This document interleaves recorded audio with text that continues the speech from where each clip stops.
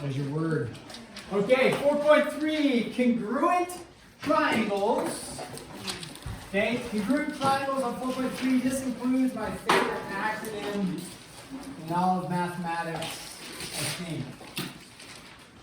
Favorite acronym in all of mathematics.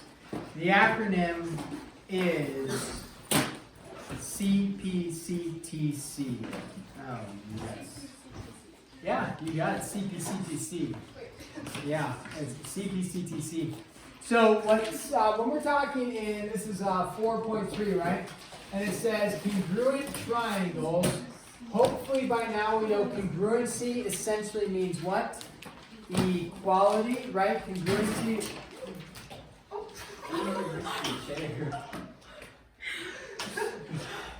Congruency means equality. That was a great save. Okay. Yeah, congruency means equality. So we have this acronym, and the acronym is CPCTC. Okay, what CPCTC stands for is corresponding parts of congruent triangles are congruent. So corresponding parts of congruent triangles. I guess we're missing the letter O, but you know, for acronyms sometimes you eliminate things so it flows better. Otherwise, you know, corresponding part is CPOCTC. Yeah, CPCTC. Just sounds better. So corresponding parts of congruent triangles are congruent. Corresponding parts of congruent triangles are congruent. There it is. You'll need to know that acronym. So what does CPCTC stand for? Corresponding parts of congruent triangles are congruent. Okay, what does that mean for us? Okay, it's going to say complete the correspondence statement.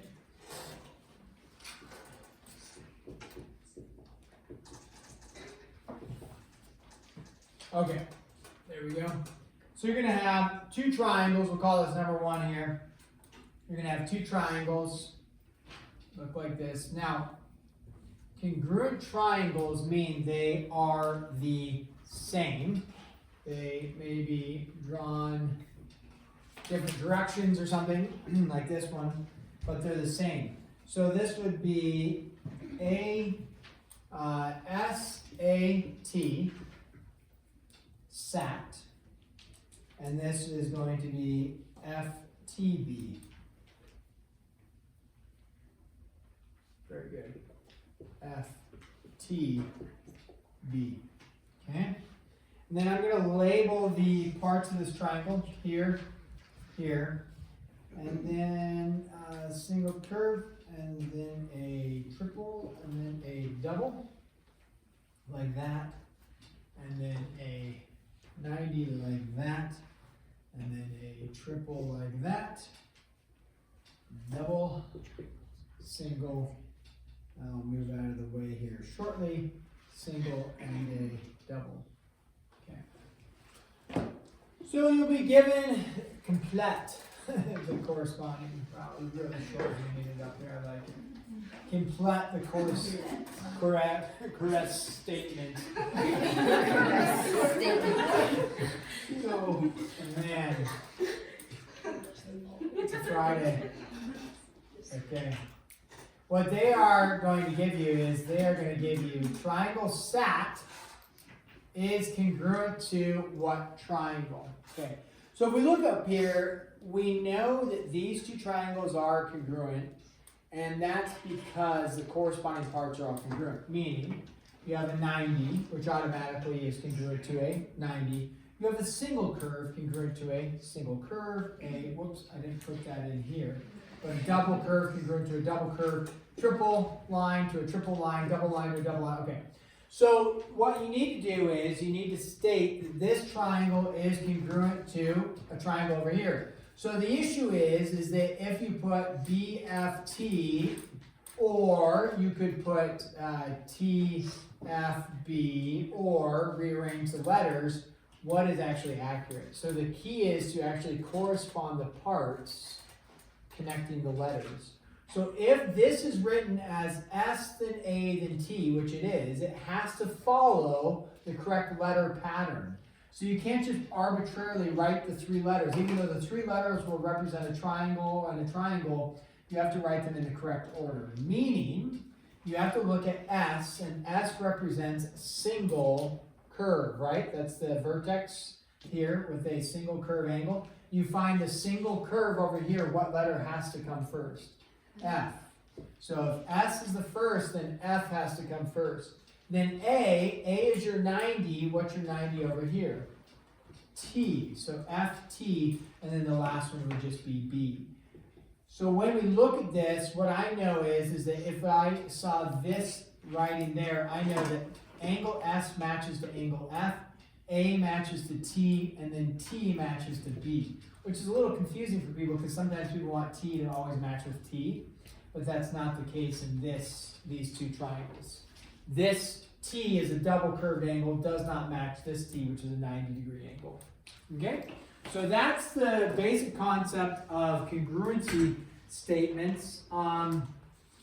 What happens if you are given this, and you're going to write a correspondence statement for this, and you are given what appears to be a parallelogram, TNW and TNW and I, like this, and then a line in between, and they have a double, triple, and a single, and a single, and a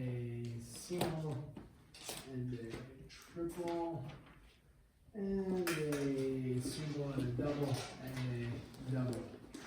There we go. So they want you to write a correspondence statement. I'm sure I got everything labeled. Okay.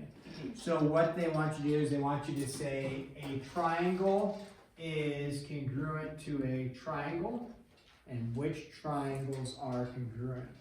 Okay. They actually, since they don't give you any specific letters in terms of like the order, you pick the original order of the first triangle, and then you have to match it accordingly. Okay. So what we make a note of that'll come up is you'll notice I have a single curve and, a single line and a single line. I have a double line and a double line. Do I have a triple line anywhere? No. However, is there a triple line that makes the 2 triangles congruent? Yeah, you bet. The triple line is this middle line, the I to N, because IN is the same in both triangles.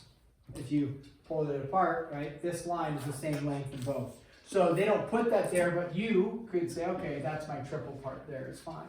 IN is the same as IN. Now, what's important though is to notice, if you look in the upper triangle, angle I is a triple, but in the lower triangle, angle I is a single, so that matters.